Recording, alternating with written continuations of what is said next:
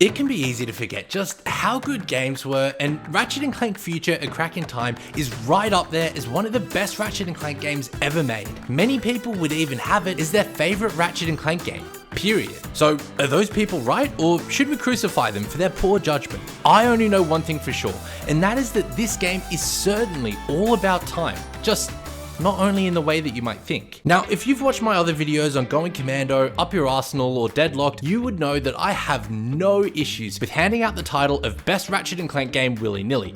Hell, if Full Frontal Assault caught me on a good day, then I'd probably put it in the running as well, so I'll understand if you take my opinions with a healthy tablespoon of salt. But these are the cold hard facts. Insomniac developed 7 Ratchet and Clank games in 8 years, while also having completed Resistance Fall of Man. They barely had time to scratch their balls, let alone reinvent the series in a meaningful way. This was both a blessing and a curse. The blessing was that since the start, the series has had one of the most addictive gameplay loops being passed around the playground, and by going commando, you could argue that it had already been perfected. This led to the curse, and that was that while the games had always been satisfying, people wanted to see fresh new ideas brought in and not have something that was exactly the same as the last entry. So what do?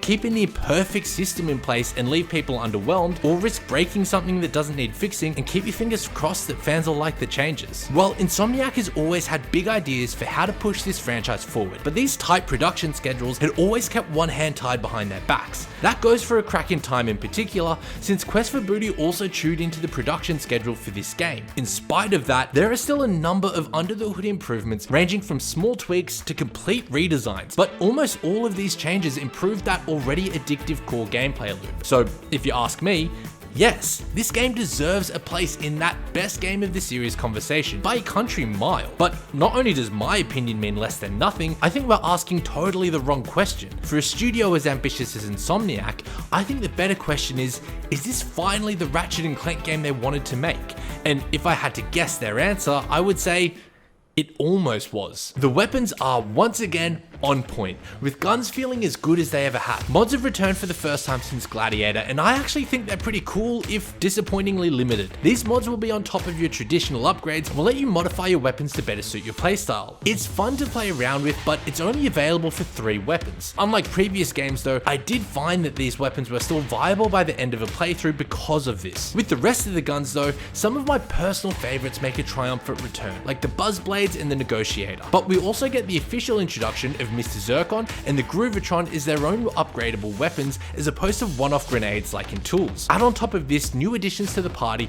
like the Chimpo-Matic and a gun that literally tears a rift in the universe and sticks a tentacled monster on your foes, and there is no denying that Ratchet very well may be the most unhinged Lombax this side of the Solana galaxy. Now yes, he probably has that title on technicality alone, but that is really the driving question the game sets up. Is Ratchet the last Lombax, and can we ever see the return of the rest of his race? The first question gets answered pretty early, and the answer's no.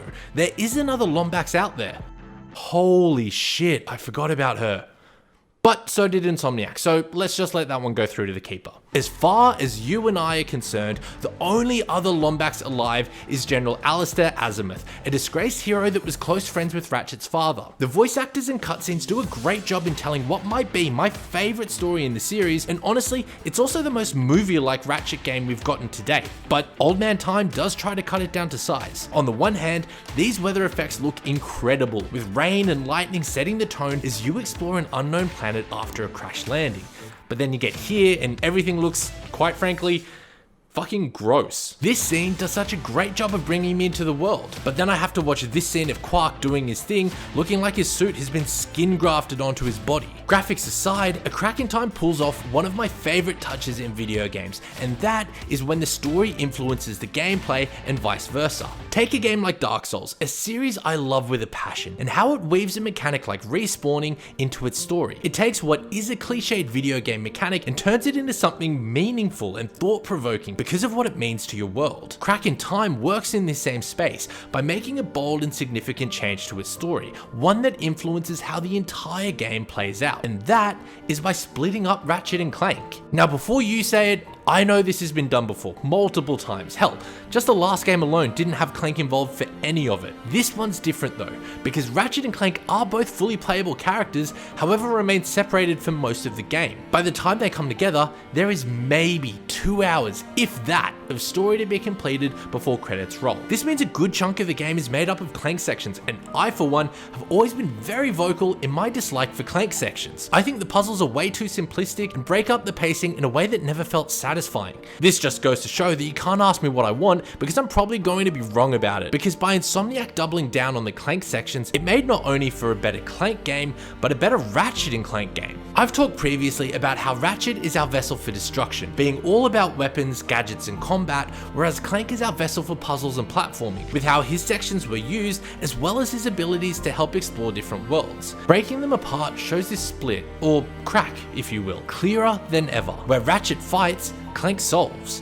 Where Ratchet destroys, Clank repairs. Despite Ratchet's tool of choice being a wrench, did you not hear me say, this man has a freaking gun that tears a hole in the space-time continuum so he can have his bug squashed by an interdimensional octopus?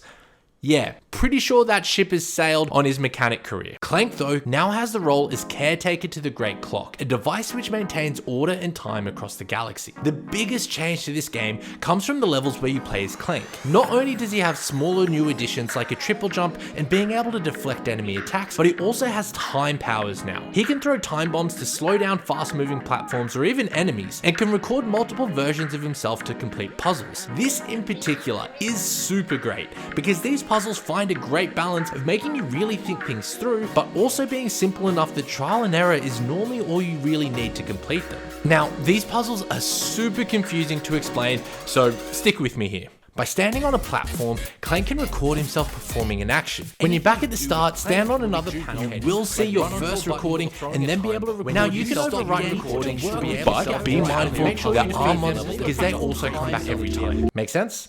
Honestly, it is one of the most unique puzzle mechanics I've come across still to this day. Now, that's not to say Ratchet doesn't get his time in the spotlight anymore. Far from it. Ratchet does have some more puzzle elements added in now Clank is gone, and vice versa, with Clank having more regular encounters with enemies, even including his own boss. Ratchet's puzzles now stem from a flexible assortment of gadgets, and boy, are they just a treat. Gadgets are nothing new here. I got my first trespasser before I even finished Bottle Feed, but Insomniac has doubled down yet again. Where hover boots would previously give you a boost of unstoppable speed, now they give you a maintained hover, allowing you to move across worlds far more fluidly in a way that would even make Sunset Overdrive proud. Then you have other gadgets like the Omni Soaker, which lets you absorb different fluids like water or oil to be shot out to cool down hot surfaces or grease the hinges of a launch pad. The Omni Wrench upgrades introduced in Quest for Booty are back, but implemented way more smoothly, making it much easier to tether different objects as needed. Honestly, the hover boots in particular were huge, and once I got them, I barely stopped using them until the game was done. It had such a big impact that I even went out of my way to backtrack to get every collectible so I could 100% the game,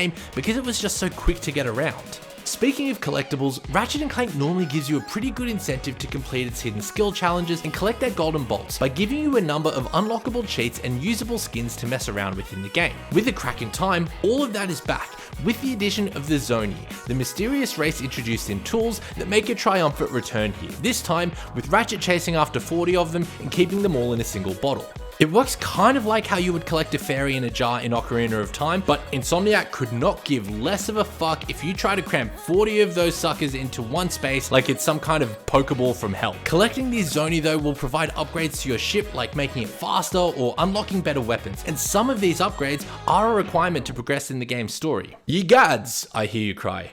We haven't had real ships in Ratchet and Clank since going Commando. What would I need weapon upgrades for? Well, hold on to your butts, because we are going back to space big time. Not only can you decide what planet you're going to explore next, but it no longer happens from a static menu. Now you can take flight for yourself and explore these different systems and travel to different planets. It's not exactly No Man's Sky, but it's more than we've ever had. Each system has moons scattered across it that will either test your platforming, exploration, or combat skills and reward you with Zoni, gold bolts, or weapon mods. The mini planets from Going Commando make a return, and it really feels like this is the way Insomniac originally intended for them to be used. They just didn't have the technology to do it back in 2003. You can also hail passing ships for side missions and take part in some pretty simplistic dogfights if you don't watch yourself. While the systems can get a little repetitive, it really comes down to how you want to play them. You can either do everything in them at the same time and then check out the planets like I did, or you can use them as a break between worlds and just cross a few things off your list each time you head back out. Honestly, outside of getting the zoning you need to progress the game,